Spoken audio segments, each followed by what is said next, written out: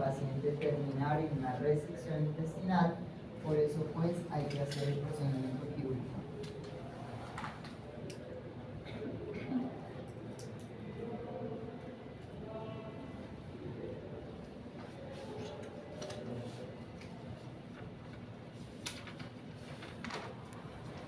Acá tenemos estos divertículos que son como dedos de guantes o bordes salientes en esa pared del intestino. Se pueden presentar antimesentérico o acá en el borde del mesenterio.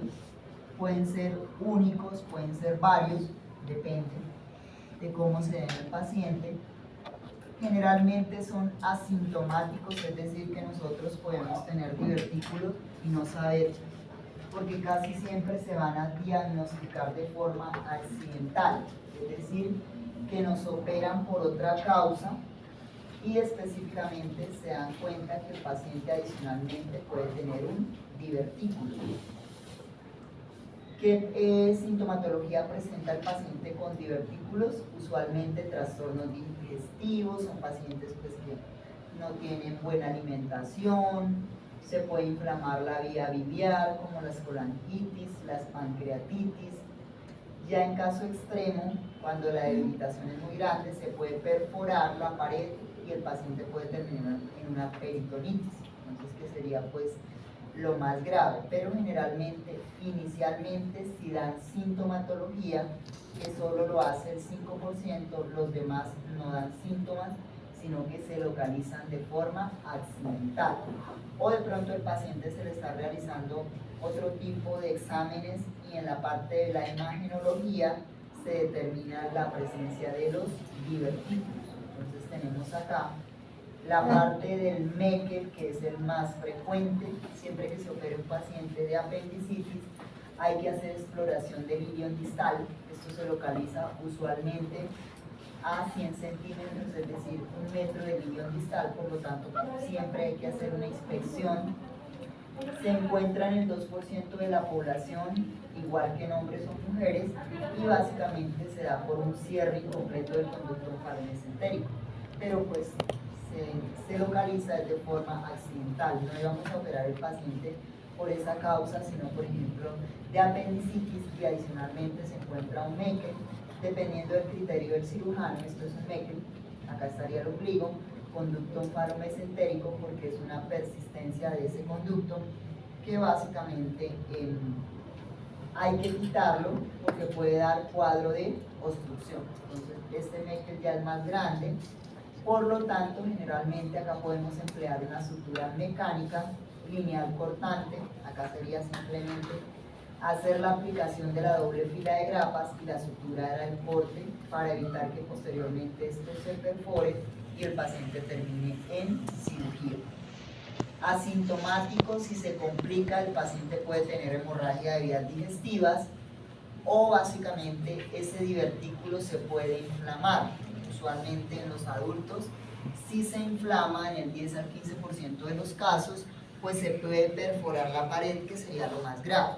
Si no da ninguna sintomatología de perforación ni nada, no pasa nada, son asintomáticos y no es necesario resecar. El problema es cuando ya da sintomatología.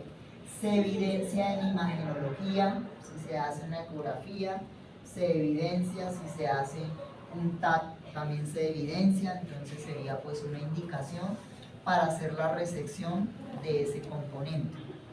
Resección quirúrgica. Si estamos en otro procedimiento y el cirujano encuentra un Meckel, es criterio del cirujano si lo quita o lo deja. El cirujano decidirá si de pronto el paciente a futuro da sintomatología, pues toca volverlo a operar. Enfermedad diverticular del colon. Lo anterior era del intestino delgado, también puede haber divertículos en el colon. Entonces, estos divertículos generalmente son más frecuentes cuando aumenta la edad. Es decir, son más frecuentes en pacientes mayores de 80 años. El 66% son pacientes mayores que adicionalmente pues tienen otras patologías asociadas. Entonces, estos pacientes usualmente tienen problemas a nivel de las paredes por el colágeno y la elastina hace que se deteriore la calidad de los tejidos y se pueden presentar estos divertículos. ¿Qué pasa? Pues que a futuro se puede perforar como los anteriores divertículos y el paciente terminar en cirugía de urgencia. Entonces, si la dilatación es grande, ¿qué pasa acá? Pues es como una bomba, ¿no? Entre más se dilate, llega un momento en que puede explotar, igual que un aneurisma en la aorta o un aneurisma cerebral. Entonces, aumenta tanto de tamaño que llega el momento en que esta pared se deteriora y existe perforación. Acá se ve. Entonces, dependiendo del tipo de enfermedad diverticular, usualmente si son varios divertículos como estos, una pieza patológica es una enfermedad diverticular, hay que hacer resección del segmento comprometido y anastomosar lo que me queda del intestino, dependiendo de la localización. Entonces, por eso pues, es importante que se haga un diagnóstico a tiempo. Otra patología que puede llevar a indicación quirúrgica es la tuberculosis intestinal, que es una forma usualmente secundaria de la TBC a nivel pulmonar. Entonces, la patología es el Helicobacterium tuberculosis. Esto afecta ya no a pacientes mayores, sino más jóvenes, usualmente entre 20 y 40 años, que tienen cierta predisposición a padecer o que tienen fallas a nivel del sistema inmunológico. Donde se da con mayor frecuencia hilo secado. Ahí es la principal presentación, que puede ser primaria a la TBC pulmonar. Entonces se puede considerar como una TBC secundaria que debe tener pues unas condiciones especiales para que se presente. Generalmente pues da comienzos no muy claros de la enfermedad, el paciente no tiene ganas de comer o cursa con náuseas, vómitos esporádicos, el abdomen hinchado usualmente pues se asocia a una mala calidad en esa digestión. El dolor se puede localizar en la fosa ilíaca, que también se puede confundir con un cuadro de apendicitis, y generalmente pues son pacientes que cursan con estreñimiento y diarrea. Entonces por eso va a consultar el paciente. A medida pues que progresa la enfermedad, usualmente las heces son malolientes, líquidas, con moco, con sangre, pus. El paciente puede presentar cuadros bastante considerables de fiebre, por eso pues también se consulta. Anorexia, debilidad y cansancio, toda la parte de astenia. Y en su desenlace final, lo más grave sería que se obstruya y se perfore ese segmento de intestino. Entonces, si hay perforación, pues el paciente termina en cirugía de urgencia, laparotomía más resección intestinal. Entonces, por eso, pues, importante determinar y hacer un seguimiento con la clínica para evitar que el paciente termine con una cirugía mayor y en una unidad de cuidados intensivos. Así se ve cuando se hace una colonoscopia, entonces se puede hacer como un procedimiento diagnóstico en un consultorio, se toman biopsias y pues ahí se puede observar que el paciente tiene focos de TBC, determinar qué tan graves son, si existen cuadros de perforación para hacer la resección del segmento, los segmentos comprometidos y restablecer la continuidad. Otra enfermedad es la enfermedad inflamatoria intestinal. La mayoría de estas enfermedades son de origen idiopático, es decir, que no tienen un causal como tal. Hay unas correlaciones, pero no se ha evidenciado que realmente esté relacionada de forma certera. Usualmente esa es la enfermedad de Crohn, que puede desenlazar con una colitis, puede ser fulminante a nivel de todo el componente colónico. Se puede relacionar con predisposición genética, es decir, que si hay miembros de la familia de primer grado con sanguinidad tienen esta enfermedad, también los pacientes lo van a llegar a presentar, o que por factores ambientales, también el paciente cuando está expuesto a comidas no muy saludables, contaminadas y también alto contenido de grasas y de sodio, se pueden presentar estas inflamaciones y que el huésped reaccione y ataque su propio intestino. Entonces puede tener también un componente de autoataque y esta enfermedad pues se puede destruir progresivamente en estos pacientes, terminar con una colitis ulcerosa generalizada. Prevalece más en países desarrollados por el estilo de vida insaludable y la alimentación no tan buena. Se presenta igual proporción hombres y mujeres. También en el tercer y sexto decenio es el pico donde más hay prevalencia de esta enfermedad, en blancos, judíos y habitantes de Europa, es decir, acá en nuestro medio no es tan frecuente, sino en estos países desarrollados. Y pues se asocia con el estilo de vida. Así se ve macroscópicamente cuando pues nos entregan un segmento que el paciente ya ha sido sometido a una resección quirúrgica, se ve el segmento con focos necróticos. Esto ya no es viable, no se puede hacer un tratamiento conservador, sino tendría que hacerse una resección quirúrgica y anastomosis de lo que queda, pues porque no hay otra forma de hacer el tratamiento. Son pacientes que presentan diarrea con moco, ahí también se puede hacer el diagnóstico diferencial. El tenesmo rectal, que es la sensación de defecar pero no se puede. Y no solo manifestaciones dentro del intestino, sino extraintestinales. Entonces, en estos pacientes, usualmente también hay que hacerles estudio porque cursan con artritis, se relacionan en un 20%, entonces también son remitidos a la parte de ortopedia y relacionar pues, con el diagnóstico diferencial. Descartar procesos infecciosos. Básico, la colonoscopia para toma de biopsia, determinar pues el estadio en el que está el paciente y el tratamiento adecuado. La colonoscopia es básica como un procedimiento no invasivo para tomar biopsias de esas paredes y determinar pues el estadio, porque esto es predisposición para un cáncer de colon, o sea, de ahí al cáncer hay un solo paso.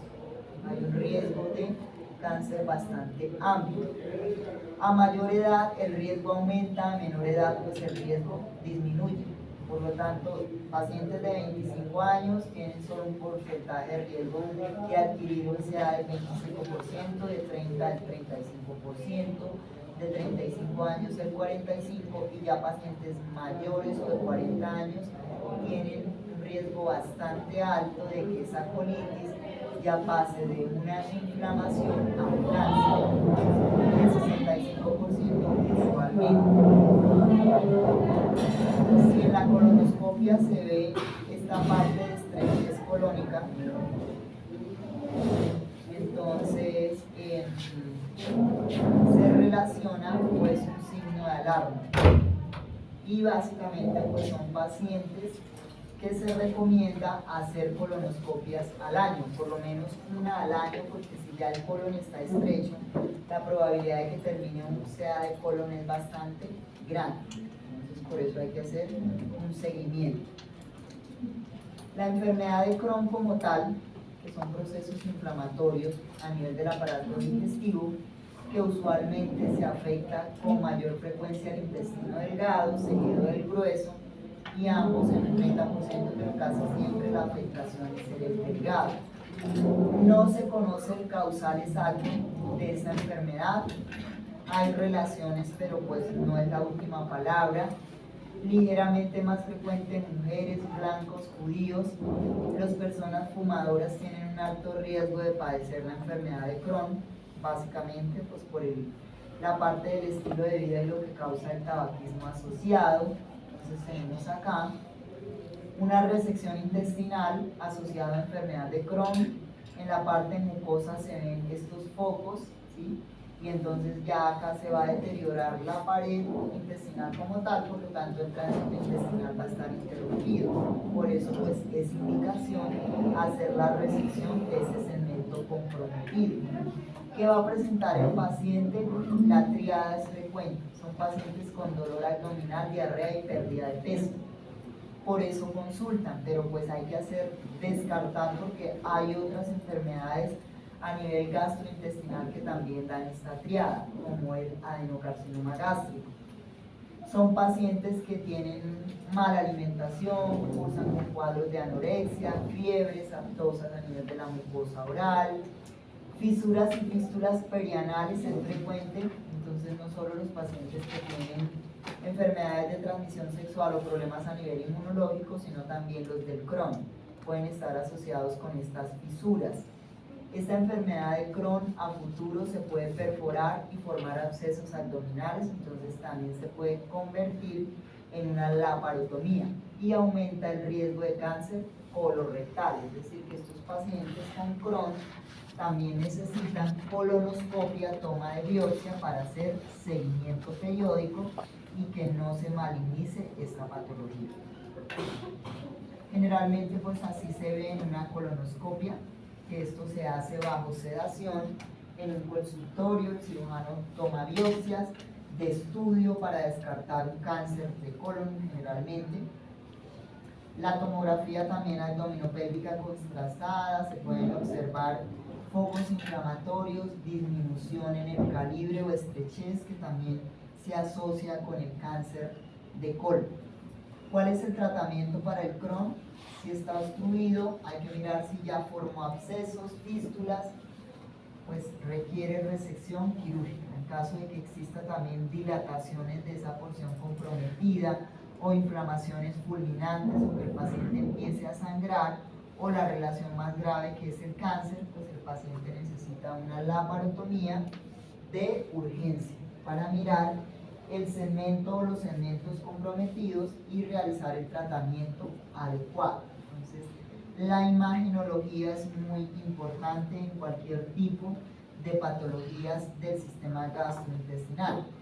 Los tumores pues también serían otras indicaciones, no son tan frecuentes, pero dependiendo del segmento donde se presentan, así sean benignos o malignos, se resecan porque pueden dar sintomatología de obstrucción. Entonces, por ejemplo, los pólipos hiperplásicos a nivel de los componentes intestinales también dan para hacer una indicación quirúrgica de resección. Los adenomas, que son como pequeñas salientes parecidos a un coliflor, estos no son malignos, son de bajo grado de malignidad, pero igual pueden dar sintomatología de obstrucción, por eso hay que resecarlos. O los adenomas vellosos, estos sí tienen alto grado de cambios acá en el componente de la pared, por lo tanto hay que hacer resección de todo el segmento comprometido y hacer anastomosis de lo que le queda. Entonces, por eso pues es importante la clínica que presenta el paciente y operar al paciente a tiempo. Generalmente hay predisposición genética de los genes autosómicos dominantes, hay que hacer también este estudio del componente familiar, tienen un riesgo del 50% de padecerlo, es un riesgo bastante grande y está asociado, se asocia en baja proporción también con cáncer si existe predisposición familiar. Entonces, por eso el seguimiento es muy importante y las colonoscopias como métodos de control y de toma de biopsias. Acá pues por ejemplo son muchos pólipos, ahí ya no se puede salvar este segmento, sino habría que hacer una resección de ese segmento de colon. Si se diagnostica con una colonoscopia, el paciente se programa para una colectomía o una hemicolectomía, dependiendo del segmento que yo voy a quitar. Si voy a quitar solo un segmento o si voy a quitar toda la parte del colon y reconstruir lo que me queda, eso es dependiendo de cada paciente. Entonces, lo más grave sería el cáncer de colon. Primera, neoplasia maligna del aparato gastrointestinal. Segunda causa de muerte a nivel mundial, por lo tanto, pues tiene un componente bastante grande, un poco más frecuente en mujeres que en hombres, pero realmente pues es muy poco significativo. Sí es más frecuente en personas ya más adultas, 60 a 70 años, y aumenta con la edad el riesgo de padecerlo. En personas jóvenes es menos frecuente, menos del 15%, y generalmente pues también se asocia con el estilo de vida poco saludable, usualmente con los factores ambientales. Ese cáncer de colon puede tener un componente familiar en un 30% o un componente esporádico, es decir, que se presente sin tener predisposición genética, sino que al paciente le dio de por sí, en un 65%. Componente heredo familiar en 30%, pero pues también es una proporción bastante considerable, ¿no? Que si un miembro de la familia lo padece, pues hay que hacer colonoscopias de control para evitar que otros miembros de la familia, sobre todo si tienen sintomatología, ¿no? Porque si son asintomáticos, pues no se necesitan realizar esas colonoscopias. ¿Qué factores se asocian? Fibra dietética, es decir, las personas que consumen muy pocos alimentos ricos en fibra, demasiada comida chatarra, con grasas, carnes rojas, grasas saturadas, poco calcio y vitamina A, D y E en la alimentación, los tomadores de asas, ¿sí? Los pacientes que necesitan ácido acetilsalicílico para el tratamiento de enfermedades por muchos años también se asocian, los que fuman, los que toman, los sedentarios que no tienen movimiento intestinal porque pues no hacen ningún tipo de ejercicio, también están acá, los que duermen todo el día ahí. Entonces, y la diabetes mellitus, ¿no? También se asocia. Entonces, cuando hay concentraciones de glucosa elevadas en sangre, ahí también estos pacientes pueden estar asociados con cáncer de colon a futuro. No es que todos vayan a padecerlo, o sea, es decir, todos los sedentarios, todos los alcohólicos, no, sino que existe relación bastante importante para que se pueda presentar en estos pacientes. Factores de riesgo intrínsecos, hay que mirar la parte familiar, ¿no? Heredo familiar. Si algún miembro de la primer grado de consanguinidad lo presenta, pues existe una probabilidad alta de que otro miembro lo llegue a presentar. Si usted presenta enfermedad de Crohn, también ojo, colonoscopias de control porque puede llegar a presentar cáncer de colon. Si usted recibió radioterapia en la zona abdominal, por ejemplo, por un cáncer uterino, o se relaciona con cáncer de colon. Entonces son factores que pueden predisponer a futuro para que se desarrolle este cáncer de colon, que es muy agresivo, con consecuencias pues bastante funestas en el paciente. Cuando nos entregan la pieza patológica y de pronto el cirujano pues no me entregue la pieza porque quiere mirar cómo está la mucosa, se puede ver así, variedad exofítica, es decir, es como si fuera un coliflor, creciera hacia afuera, así como se ve. Feo, ¿verdad? Variedad ulcerado, entonces se presentan úlceras como las úlceras varicosas, así con focos necróticos, ahí esto ya no se puede salvar, toca hacer resección de ese segmento de colon, ¿verdad? Una colectomía o hemicolectomía, si quito un segmento es hemi, si quito todo el colon es colectomía. Variedad anular porque acá disminuye de calibre, ¿verdad? Es como si fuera un anillo, entonces puede ser otro tipo de cáncer, son variantes como se presenta el cáncer, igual es cáncer, cualquiera de los tipos como se presenta. ¿Dónde se localiza más frecuente el cáncer de colon?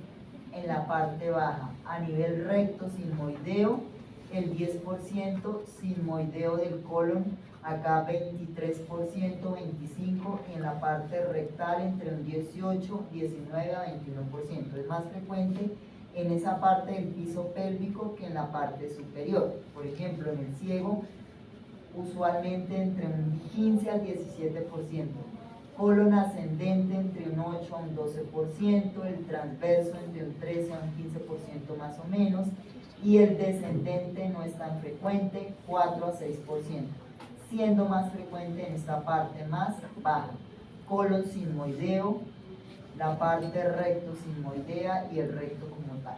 Entonces acá pues si está presente se puede hacer una sigmoidectomía más protectomía, quitar el sigmoide y quitar el recto, dependiendo de los hallazgos intraoperatorios, depende de la conducta quirúrgica, o si voy a quitar el transverso pues hago una transversectomía y me quedaría la parte del ascendente con la parte del descendente, entonces haría una anastomosis siempre de lo que me quede, a menos que el cirujano opte por hacer una colostomía y no hacer la anastomosis primaria. Se puede dar. ¿Cuándo hacemos colostomías? Cuando de pronto el cirujano ve que necesita el colon viabilidad, aboca ese segmento y pasados unos días vuelve el paciente a cirugía y hace la anastomosis. Pero pues eso es criterio quirúrgico del cirujano. Vías de diseminación: se puede diseminar por vía linfática, por vía hematógena o por contigüidad. Un órgano vecino que tenga cáncer puede afectar esa parte del colon, entonces por metástasis, depende de los hallazgos intraoperatorios, ¿no? De la laparotomía exploratoria y de lo que veamos. ¿Por qué? Porque el cáncer de colon es muy agresivo. Usualmente, cuando les decía del estómago, igual acá, igual en el páncreas, cuando ellos dan síntomas es porque están en estadios avanzados. Se considera una enfermedad silenciosa, la cual se puede confundir, por ejemplo, con que el paciente le cayó mal la comida, que comió de pronto mucha grasa, y entra con dispepsia, con anorexia, con Alka-Seltzer, todos esos ácidos reductores del mercado, y resulta pues que lo que está incubando es un cáncer de colon. Son pacientes con trastornos evacuatorios. Se puede ver afectado también la parte del hierro por la asimilación que hay en esa parte del colon. Masas palpables ya en el examen físico, todas las alteraciones gastrointestinales. Ahí se le pregunta al paciente, ¿tiene algún antecedente heredofamiliar? Sí, es que el papá murió de cáncer de colon, ¿verdad? Entonces es un signo de alarma porque ya está sintomático. Se hará la palpación y, como lo más frecuente es a nivel sigmoideo, recto sigmoideo, el tacto rectal es básico. Si tiene ya cáncer, masa palpable, tacto rectal, y ya se va a evidenciar la parte del recto que está cambiando de tamaño, por lo tanto pues son pacientes que deben ser operados rápidamente, o por lo menos mientras tiene oportunidad de cirugía, hacer colonoscopia y toma de biopsia. ¿Para qué? Pues para mirar el tipo de cáncer que tenga ese paciente. Otra indicación quirúrgica: trauma penetrante. Entonces, el paciente puede ser llevado a una laparotomía exploratoria por un tiro, por una puñalada, uno o varios, lo que ustedes quieran, depende de su imaginación, para realizar una laparotomía. ¿Por qué? Pues porque si está herido, se puede perforar el intestino, ¿verdad? Y terminar en una resección intestinal, llámese grueso, llámese delgado. Lo importante es hacer la exploración de la cavidad. Si yo no opero un paciente que llega con varias heridas por arma de fuego en la cavidad abdominal, ¿qué le puede pasar al paciente? Pues se va a morir, ¿verdad? Si no se muere de un sangrado, pues se muere de una sepsis, porque pues esos cuchillos son un poco antihigiénicos, ¿verdad? Entonces son pacientes que requieren tratamiento quirúrgico rápidamente. El traumatismo cerrado también sería otra indicación, por ejemplo, accidentes automovilísticos, cuando los carros van a unas velocidades exageradas. Esto hace que exista estallido de órganos, los golpes contundentes, puede haber rotura de intestino delgado, grueso, hígado, vaso, páncreas, todo lo que ustedes quieran. Entonces son pacientes que necesitan laparotomía exploratoria, pues para entrar y mirar dónde está localizada la lesión. Les coloqué ahí la linfadenitis mesentérica. No es una indicación para operar al paciente, pero pues a veces los operamos porque se confunden con cuadros de apendicitis. Linfadenitis es la inflamación de los ganglios que están en el mesenterio. Usualmente cuando los pacientes cursan con gripa asociado a adenovirus, después llegan con dolor en la fosa ilíaca derecha, con fiebre. Entonces se le hace toda la clínica al paciente. El paciente tiene apendicitis, terminó en cirugía, ya sea por una laparoscopia o cirugía abierta, dependiendo de dónde caiga, y resulta pues que entramos a la cavidad y no tiene el apéndice inflamado, sino encontramos los ganglios del mesenterio inflamados, pero pues ya que estamos ahí le volamos el apéndice, ¿no? No lo vamos a dejar con el apéndice, no hay sea después le dé apendicitis. Pero en primera instancia las linfadenitis no son quirúrgicas, solo que se confunden con cuadros de apendicitis y terminan en cirugía cuando no son diagnósticos claros o de pronto no se logran evidenciar en una tomografía o en una ecografía. ¿Listo? Otra indicación quirúrgica es la oclusión de la arteria mesentérica. ¿Por qué se puede ocluir o obstruir la mesentérica? Puede ser por un trauma. El paciente puede tener un trauma fuerte en el abdomen o por arteriosclerosis. Entonces, acumulación de depósitos de grasa en esas paredes arteriales hace que se obstruya esa mesentérica. ¿Y por qué es importante la mesentérica a nivel intestinal? ¿Por qué creen ustedes? ¿Por qué? Porque toda la irrigación. Exactamente, porque es la responsable de la irrigación. Y si no hay irrigación, ¿qué pasa? Necrosis generalizada, ¿no? Usualmente los pacientes con obstrucción de la mesentérica no sobreviven. Hay una muerte generalizada de todo el componente del intestino y son pacientes que terminan en la UCI resecando todo el intestino y pues obviamente que se mueren. Y generalmente pues, son pacientes ancianos, mayores de 60 años, que tienen otras comorbilidades y que esto le va a ocasionar la muerte porque pues es un procedimiento bastante agresivo que en el paciente pues deja sus secuelas. Otra indicación quirúrgica son los vólvulos. Cuando hay una torsión del intestino sobre el mesenterio, eso se llama un vólvulo. Básicamente, las torsiones, dependiendo del tamaño de la torsión, entonces pueden ser torsiones parciales o torsiones totales. Acá tenemos de un segmento de 180 grados, pero se puede torcer 360 grados. Entre más esté torcido, pues más va a sufrir el aporte vascular. Es una urgencia quirúrgica. La mayoría de los vólvulos están asociados acá a bandas de peritoneo que hace que el intestino se tuerza. La forma de destorcer es llevar el paciente a cirugía y destorcerlo de forma manual, pero el éxito está en las horas de evolución.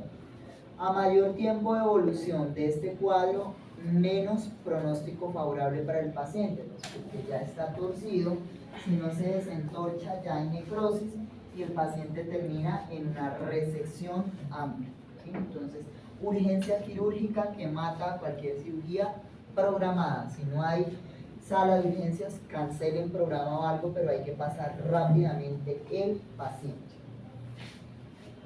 A nivel de la parte rectal, hay patologías también que llevan a procedimientos quirúrgicos. Importante acá la línea dentada del ano, los músculos elevadores del ano. Cuando hablamos de hemorroides, esto sería la parte del recto como tal, las válvulas. Entonces, hay procedimientos quirúrgicos que hacemos por vía perineal, sobre todo la parte rectal o la parte de las hemorroides, también las fisuras o las fístulas que se pueden presentar, el orificio anal con los músculos elevadores, la parte del coxis, esta es la cara anterior, acá estarían las nalgas en la región posterior. Una de las principales patologías son las hemorroides que se pueden presentar en pacientes adultos, algunos adolescentes, pero esto es más frecuente en pacientes adultos. Generalmente cuando se dilatan los plexos hemorroidales y está implicado el aporte vascular de esos vasos hemorroidales, el paciente termina en cirugía. ¿Por qué? Porque las hemorroides se pueden trombosar, se pueden necrosar y se convierten en una urgencia quirúrgica. Dependiendo del tipo de hemorroides, requiere un nuevo tratamiento quirúrgico. Entonces vamos a hablar de grado 1 a grado 4. Esto es un vaso hemorroidal dilatado que requiere tratamiento quirúrgico. Acá estaría la parte del orificio anal, vasos hemorroidales, duele muchísimo. Importante el drenaje de ese plexo hemorroidal interno, drena el sistema portal y el externo drena la vena cava inferior. Entonces es una zona que tiene un drenaje bastante importante, por lo tanto pues ahí se va a determinar específicamente el tipo de tratamiento. Hay unos factores relacionados a las hemorroides: ingesta inadecuada de fibra, es decir, estilo no muy saludable de alimentación, las personas que toman baños de asiento, los estreñidos crónicos, el embarazo, la diarrea, el embarazo por la parte del peso uterino puede hacer que los vasos hemorroidales también se prolapsen, La ascitis, cuando hay un aumento de ese líquido peritoneal, también se aumenta el perímetro abdominal y pesa sobre la parte del piso pélvico. O la historia familiar, igual, si hay predisponencia en la familia, pues se puede llegar a presentar también estas hemorroides. Sangrado, inflamación anal, que son masas dolorosas que le van a causar al paciente incomodidad, disconfort, pica esa zona, por lo tanto pues el paciente consulta, ¿no? Porque pues es algo bastante incómodo. Hay que mirar en la línea pectínea si está por arriba o por debajo, de eso depende como el éxito de la cirugía o qué tan complicada sea, porque si está por encima pues son hemorroides internas, si están por debajo son hemorroides externas y son más fáciles de quitar, más breves que las que están dentro de la parte del orificio anal. Los grados que existen. El grado 1, las hemorroides sobresalen, ¿sí? Ahí están en el canal, no se prolaxan, pueden sangrar o no, depende del paciente. El grado 2 pueden estar acompañados de sangrado, se salen del orificio anal, pero se pueden reducir, es decir, que el mismo paciente coge y las introduce con el dedo, ¿sí? Ya se acostumbra. El grado 3, sangran, se protruyen, es decir, se salen espontáneamente y con la evacuación, ¿no? Cuando el paciente va al baño, requieren reducción manual. Y el grado 4, que ya son las más complicadas, el paciente sangra, se prolaxan de forma permanente, es decir, así se introduzca, vuelve y se sale, ya esto es una urgencia quirúrgica y no se reducen con la mano. Entonces, estos dos pacientes, grado 3 y 4, acá usualmente terminan en cirugía. ¿Por qué? Porque ya el aporte vascular de esos vasos hemorroidales están sufriendo, por lo tanto pues son pacientes que terminan en resecciones. Ya el tratamiento médico conservador no va a funcionar como en los dos primeros casos, sino pues que ya son estadios, mira una hemorroide gigante, así son. Usualmente son de color negro por la necrosis del aporte vascular, dolorosas, entonces hay que llevar al paciente a cirugía, seccionarlas y pasarle hilas de sutura. ¿Qué debe hacer el paciente? Coma mejor, haga ejercicio, límpiese bien y hay medicamentos que ayudan a la inflamación, ¿sí? Como los corticoides. Entonces, existen corticoides para aplicar de forma local, como el nefidipino también, que tiene lidocaína gel. Esto ayuda al dolor, ayuda a disminuir el tamaño un poco, pero pues si ya están en estadio 3 o 4, estos son pañitos de agua, porque lo que hay que hacer es llevar al paciente a cirugía. 48 a 72 horas, si no pues esto se necrosa, se trombosa y hay que llevar entonces después del paciente a cirugía de urgencia por el dolor que produce tan grande. Importante, pues si son hemorroides internas allá dentro del canal anal, pues va a ser un poco más difícil quitarlas, ¿no? Que las hemorroides externas. Con el tratamiento médico hay tratamientos alternativos como ligarlas con bandas elásticas, la base, escleroterapia, es decir, infiltrar directamente medicamentos para disminuir el tamaño, o la luz infrarroja, o el láser, o el dióxido de carbono. Pueden funcionar, pero pues si ya están en estadio avanzado, no es que funcionen a las maravillas. Esto hay que hacer resección quirúrgica, ¿sí? Quitarlas y hacer líneas de sutura. ¿Con qué vamos a suturar? Usualmente los vasos hemorroidales se pueden suturar con sutura orgánica tipo Catgut cromado, puede ser 3 ceros con aguja medio círculo redonda, o tipo ácido polinicólico 3 ceros con aguja redonda. No vamos a colocar en esa zona polipropileno o una sutura no absorbible, ¿verdad? Pues porque ¿cómo? Debe ser sutura siempre absorbible y preferiblemente de tipo orgánica para que desaparezca más fácilmente. Entonces, importante primero, si requiere manejo conservador antes de llevar el paciente a cirugía en estadio 1 o 2, ya en estadio avanzado pues nos toca cirugía o los métodos alternativos que les mencionaba. También a nivel del periné pueden existir abscesos perineales. Usualmente esto está asociado con personas que tienen problemas a nivel del sistema inmunológico. ¿Se acuerdan de la enfermedad de Crohn? Bueno, pueden estar asociados con enfermedad de Crohn a nivel intestinal, en un trauma 10% cuando los pacientes tienen traumas perineales que reciben golpes contundentes, los que están siendo sometidos a radioterapia, cuerpos extraños, ¿sí? También pueden estar asociados a ese nivel. Los pacientes con enfermedad de transmisión sexual, todas las ETS, ahí también hay una alta asociación. Hay que descartar pues que no sean hemorroides o fisuras, sino en este caso sería un absceso, acumulación de pus en una cápsula que hay que drenar, ¿sí? Esos abscesos se drenan porque de forma contraria, usualmente con solo antibiótico no mejora, siempre va a estar ahí el foco infeccioso, por lo tanto, absceso que no se drena usualmente no cura. Y dependiendo del grado de absceso, hay abscesos muy grandes que pueden terminar hasta amputados los pacientes, como las gangrenas de Fournier, que los pacientes pueden terminar mutilados sus partes genitales, el orificio anal, toda la parte recto-sigmoidea, pero pues esto ya es otro nivel, ¿no? Ya son patologías que generalmente requieren que el huésped tenga cierta predisposición o un sistema inmunológico asociado a otro tipo de enfermedades deficientes. El tratamiento, siempre que exista un absceso, hay que drenarlo. No vamos a colocar líneas de sutura.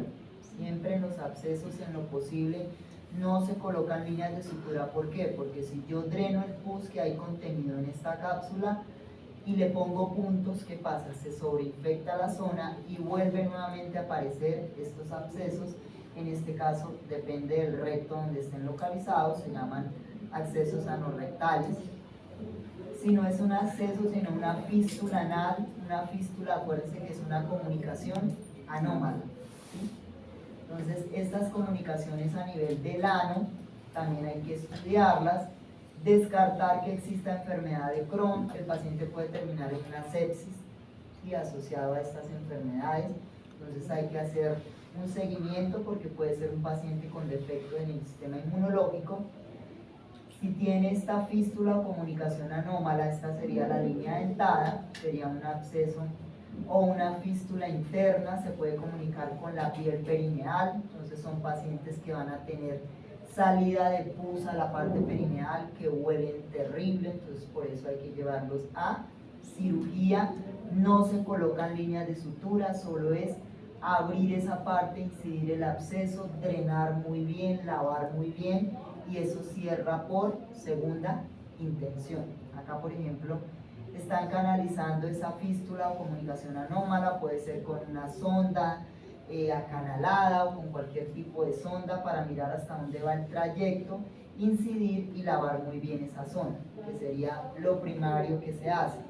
Mirar por qué se le está pasando esto al paciente, si tuvo un trauma, son pacientes estreñidos crónicos o que tengan problemas a nivel del esfínter interno, también se puede asociar. Mirar la ingesta de alimentación del paciente, si no consumen mucha fibra, o si son pacientes estreñidos crónicos que requieren ablandadores de las heces, también van a estar relacionados. Esas fisuras son muy dolorosas, entonces también se presentan en las mujeres que tienen partos vaginales, se pueden producir fisuras en el momento de hacer el esfuerzo para parir el bebé, entonces acá se puede abrir, ahí sí tendríamos que realizar línea de sutura porque no está asociado a ninguna zona de contaminación. Si no es asociado, acá está la pequeña abertura, son muy dolorosas, entonces hay que cerrarlas, sobre todo pues asociado a la parte del parto. Hay que manejar el dolor en estos pacientes, generalmente terapia tópica. La toxina botulínica funciona en el caso de que los pacientes tengan muy poco tono a nivel de ese esfínter, se puede inyectar toxina botulínica y lo que hace la toxina es ayudar a relajar, no solo para las arrugas, sino para el tratamiento de este tipo de enfermedades asociadas como a la espasticidad o dureza de los tejidos, para que se relajen y ya el paciente pueda defecar y no presenten esta serie de rasgos, ¿no? Entonces, en este caso, pues sí se requeriría líneas de sutura que la podemos hacer con cadmicromado o con ácido poliuríco igual, porque estamos sobre el periné en calibre 3 ceros. Nunca vamos a colocar una sutura no absorbible, ¿no? Siempre suturas absorbibles. Y la última es la enfermedad pilonidal o el quiste pilonidal, cualquiera de los dos nombres, que básicamente pues hace referencia a los quistes que se presentan en la región sacrococcígea o interglúteo, es decir, esa bola de pelos o de tejido epitelial que se queda atrapado por debajo de la piel. Entonces los pelos se incrustan y se pueden abscedar. Ahí se va a formar un acceso que hay que llevar al paciente a cirugía, drenar ese acceso, lavar muy bien. Usualmente no se va a colocar líneas de sutura porque favorece la contaminación y se asocia con pacientes muy velludos, ¿sí?, donde se incrustan los pelos básicamente, y atléticos. Esta es la bola de pelos o el quiste pilonidal.